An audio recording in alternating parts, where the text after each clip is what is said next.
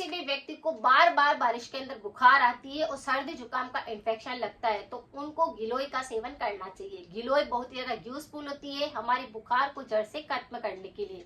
चाहे आपको किसी भी प्रकार का बुखार आ रहा है, आपको क्या करना है, गिलोय का सेवन करना है। इसका प्रयोग आप किसी भी तरह से कर सकते हैं। जैसे गिलोय का एक पत्ता लीजिए, उसके छोटे छोटे टुकड़े करके पानी के अंदर बॉईल कर लीजिए, उस पानी को भी आप पी सकते हैं। 1 चम्मच गिलोय का पाउडर लीजिए, उसे पानी के अंदर बॉईल करके उसका काढ़ा बनाकर आप ले सकते हैं।